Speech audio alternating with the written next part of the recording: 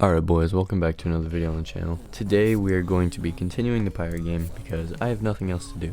And yeah, you guys seem to like it, the comments that I'm getting, so let's get right into it.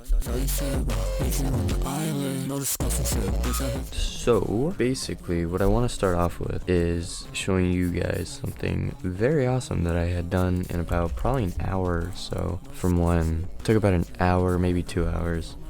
I was just doing this on my own. You can create a game, right? We had this last time, and then now we're working on the create a game page, which I'll break it down and show you guys what everything does and all that. You can select a map, and then when you want to play, you can either go back or go back in, and it'll print whatever map. And what I'm gonna have it do is there will be a remote event that'll send a message to the server, and then that will then teleport me to a game based on whatever map and all that fun stuff. So yeah, let me break down the script that is done that does all this. It's not that long, it's 167 lines. And yeah, so up here we have the variables, which are just variables, and then right here we just make sure that the correct pages are open and not open. And create game, this function right here does nothing yet. That just would print the Indian Ocean right here.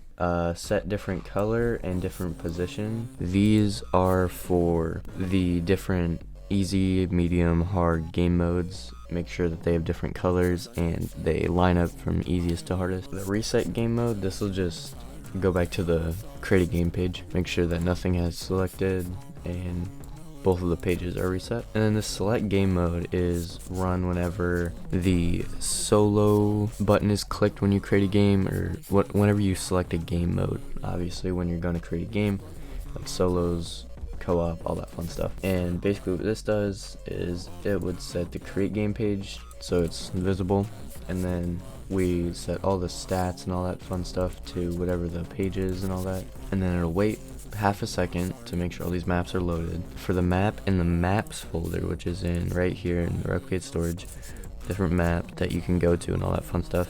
And in their properties there's an attribute for their difficulty, so I can basically make the map and then spawn it in, replicate it in when it's sent to another place. We'll figure that out, but then it'll just create the clone and put it in the scrolling frame. And I'm still yet to do co-op and ranked solos for now. And then all of these are just checks that will check when the buttons are clicked to do whatever functions and all that. That's basically it. It's not a lot. It's pretty easy stuff, and it creates what seems to be a pretty solid thing so far.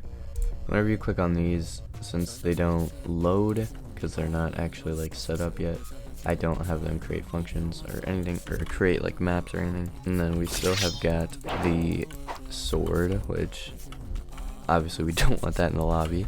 So now the question is, what am I doing today? Well, I don't know. I don't know, but what I'm gonna start off doing is doing a co-op and ranked solo and all that. So I'm just gonna start off with that really quickly. Alright, now that should be it. Alright, and there's a lot of data to store, and there's a whole bunch of for loops, so I'll probably do the create maps thing in the function itself. But so we got solos, we got co-op AIs, and we've got ranked solo. These don't have any buttons for them, but I'll create some placeholders for now because I don't feel like doing a whole bunch of stuff in Photoshop, and plus I don't even have the maps ready, so it doesn't matter. So now what I'm gonna do is I'm gonna do local create game. I'm gonna have another local script, not a spawn location, what? That will do the game modes handler. So what I'm gonna do is I'm gonna have the different buttons. So local solo AI underscore solo equals UI 1.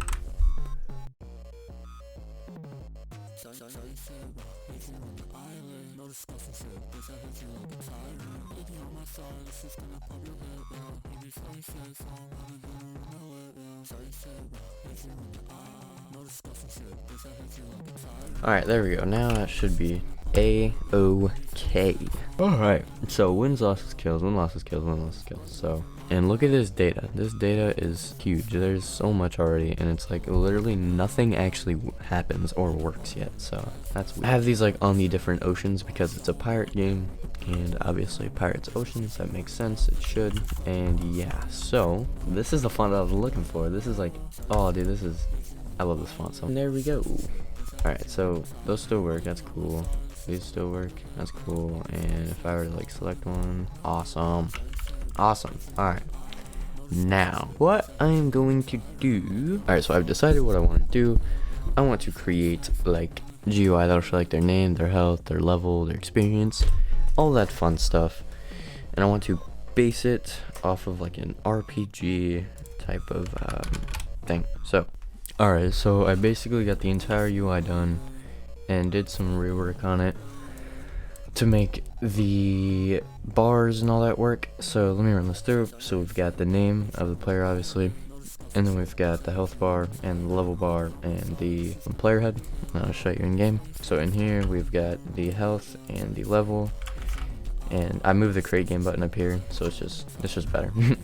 And so now let's say you would change like your XP, you get like 10 XP or whatever, then that bar goes up 20 more. And I'll make it tween so it like does nice. Health, and let's change that to like 50 or whatever, and now you've got less health, but since you regen, it's regenning up. That's basically it. And if you guys did like this content, make sure to subscribe and like. I'm doing a 800 Robux giveaway at 100 subs, so make sure you sub. We are almost at 100, and not only that, but we are in a race to beat Eric Onse in subs, and currently we are at, I believe, 45 and Eric is at 84.